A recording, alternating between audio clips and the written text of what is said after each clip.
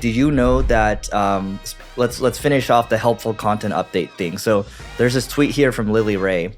And so she often will tweet about sites that have been hit by these Google updates, right?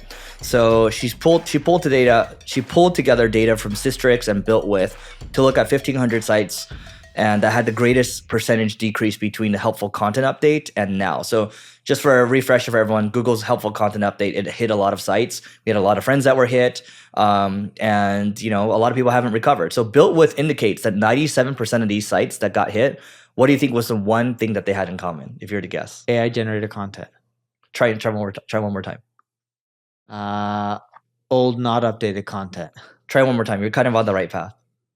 Thin content. No, okay. They all had ads. Oh, okay. Right. So, and you could call ads like thin content too, if you want. Not really, but kind of.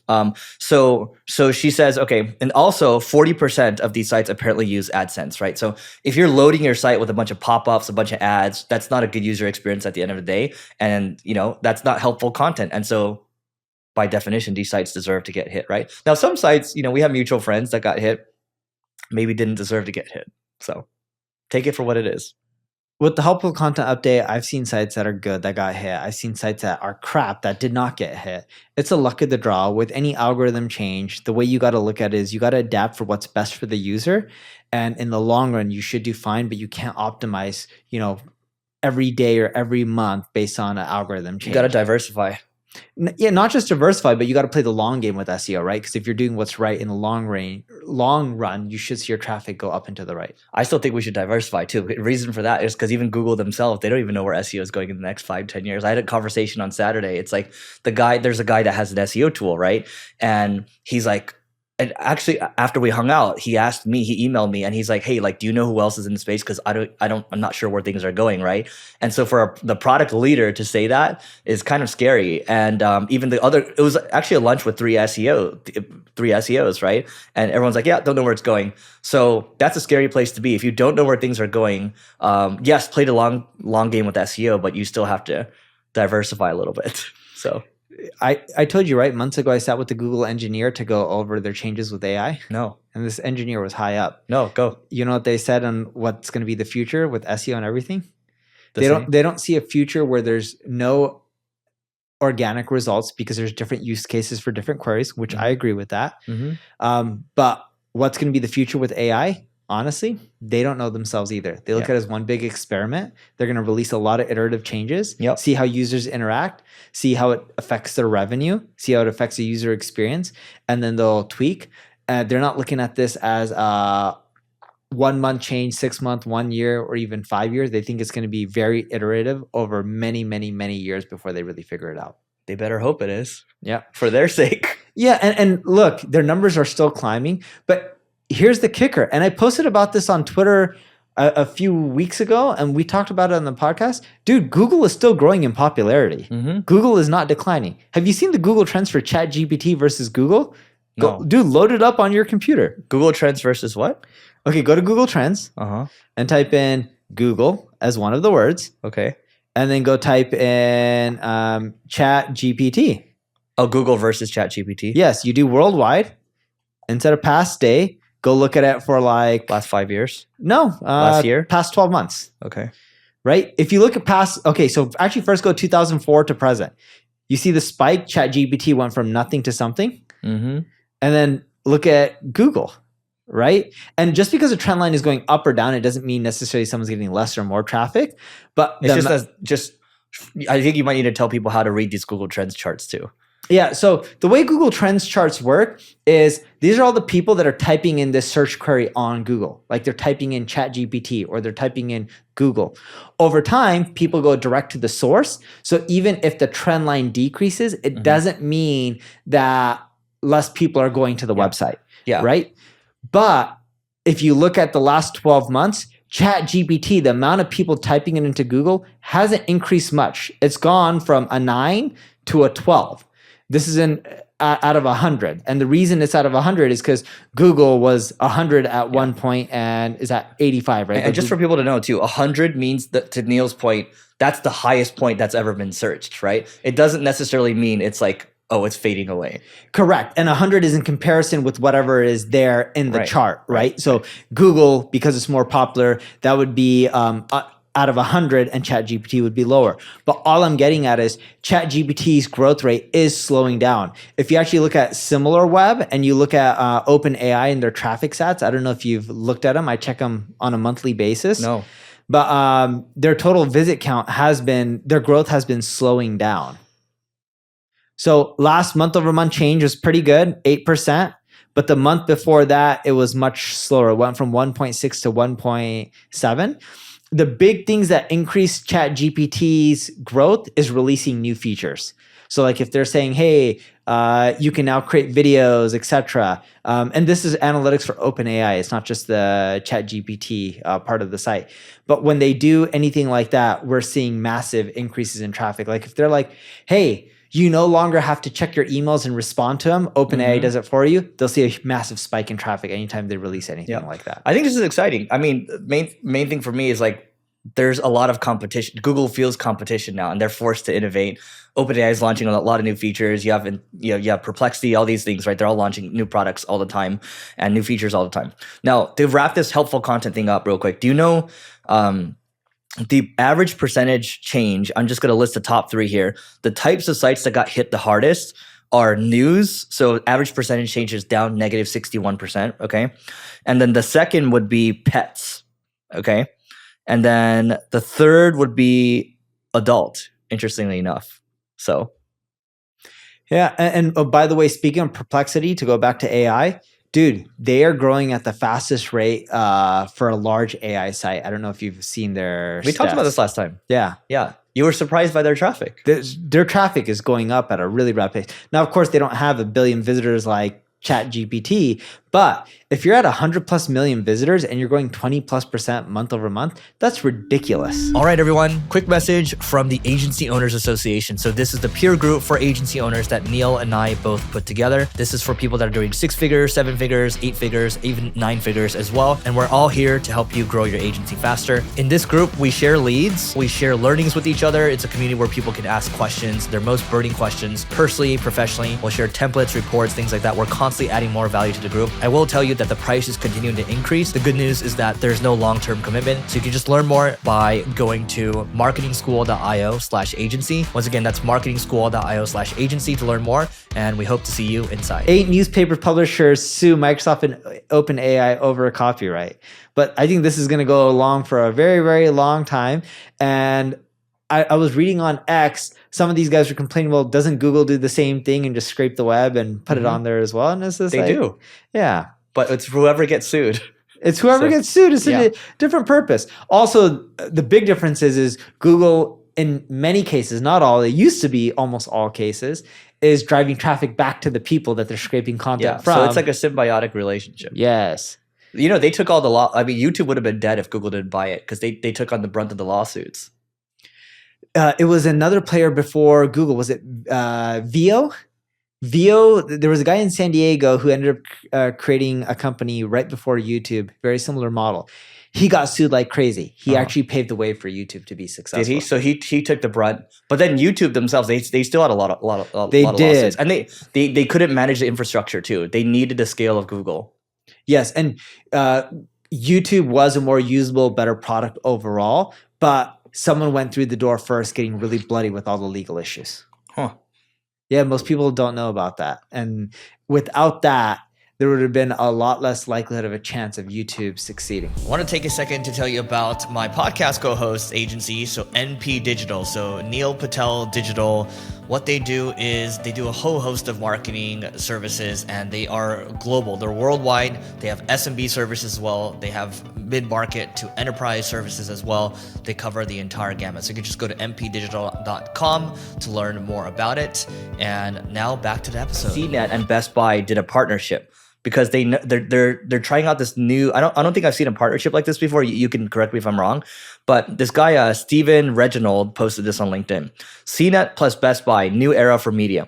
The merge of content and commerce hit an inflection point this week. Media company CNET has committed to a first of its kind partnership with Best Buy.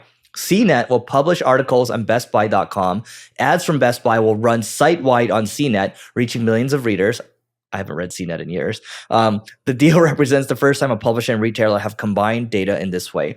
Why is this a big deal? Because CNET and Best Buy have worked together for a year in a test phase. The goal was to lean into strengths both entities have and combine them toward a bigger whole.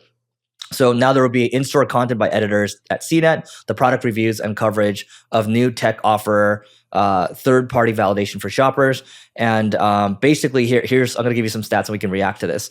So CNET is a top tech publisher. I'm air quoting right now. Best Buy has 1,000 retail stores, 50 million plus audience combined. I don't really know what that means. New commerce media model template, CNET content on TV walls at Best Buy. The goal is to enhance the shopping experience. And the trend is Signal's rise in publisher-retailer partnerships. It's smart, but do you know who CNET's owned by?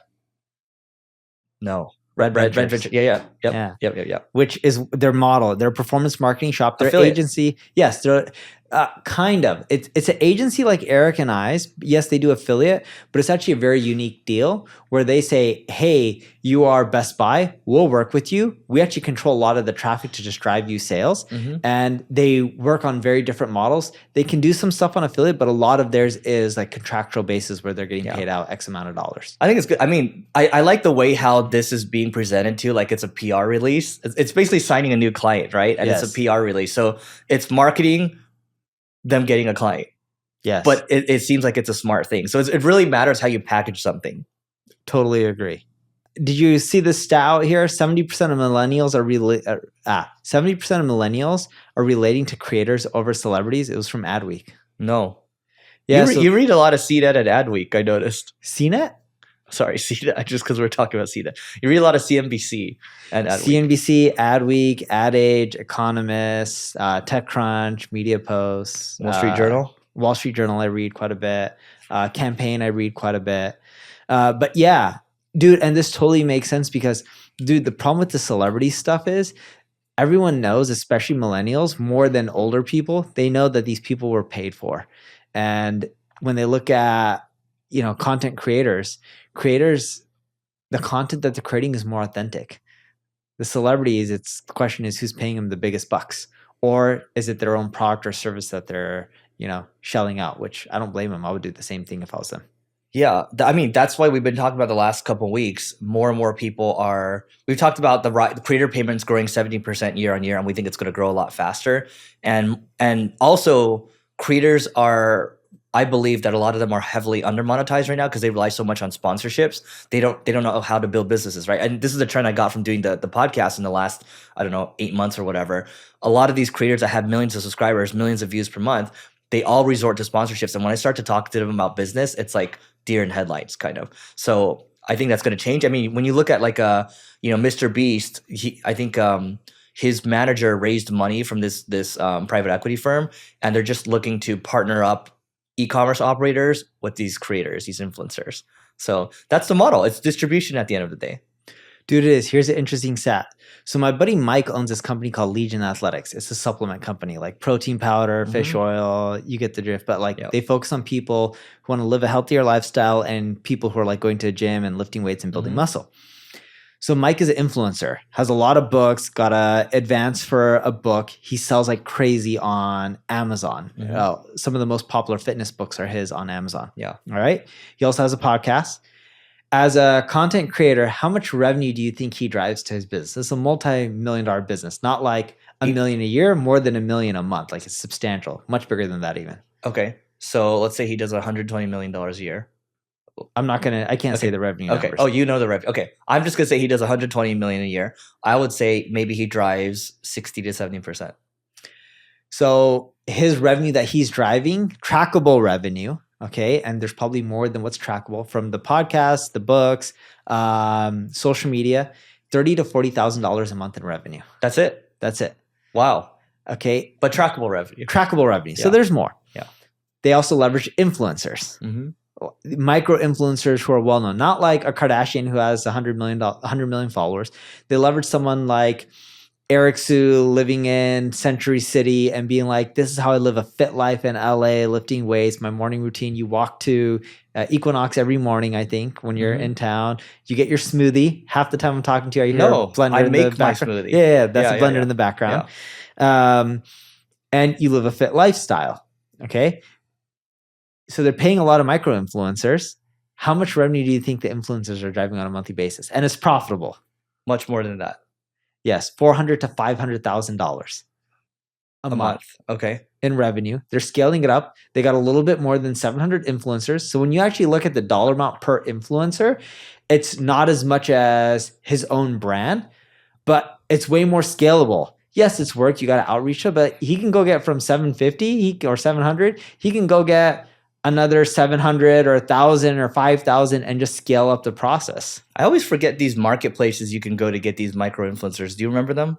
There was one called like influence.co. I think it shut down or something. I don't know what happened. There's still a bunch that they'll do everything soup to nuts for you. They'll help you find an influencer and they'll Isaiah, instruct them. That was one of them, right? Isaiah, Paper Post. I think they switched. I forgot. Isaiah's publicly traded, by the way. Yeah, I don't think it's that great of a platform. But dude, still, I've looked at these platforms. I still think it's just better to go out there and manually reach out to each of these influencers and work out a deal. Establish that relationship. Yeah. Yeah. Because then what you can do is the key, and this is where people screw up. They have all these influencers, they pay them, and they're just like, yeah, promote my product. But then they don't put the influencer on the landing page, so it doesn't look like it's fully tied into the marketing message, and it doesn't convert well. But the moment you tie them in throughout the whole funnel, the conversions and the numbers just go through the roof. I think with influencers, this is a very buy low, sell high opportunity. So you can buy it because a lot of people, they still don't know how to monetize themselves very well. So if you can negotiate a no-brainer deal with them and then prove that you can drive results, it's a good symbiotic relationship. They know, like, and trust you. It can be something that lasts for a very long time. So, and let's use an example, right? You're an influencer in the marketing space, right? So, like, what percentage of your business actually comes in from your brand? We used to track it. It used to be around when we first started off. Our first year of revenue was around $5 million. Almost all of it came from me. Our second year, I believe it was either 16 or 18 million in revenue. Of that, around 10 came from me. And then as we started scaling up, because we grew substantially from there, no more than 10 million. It caps at 10. For me, it's capped at 10. For someone like Kylie Jenner, she was able to produce way more. Right. But it's less than 10% of our revenue. Yep. Which is interesting. People would think that it's a lot more, but no, the reality is it all comes down to the product or service at the end of the day. If the product or service does a really good job, that's how you get referrals, and that's how you get those other deals coming, those bigger deals coming. So, and then you have to play the game too. There's other stuff. Yeah, and people look at like influencers like Kylie Jenner or Rihanna and like, wow, look what she's done, and look what Kim Kardashian has done in Skims. I'm not knocking them. They've done an amazing job. Yep. They've gotten great traction. Good for them. But if you look at the biggest businesses in their space, the way they make money is old school systems, processes, distribution.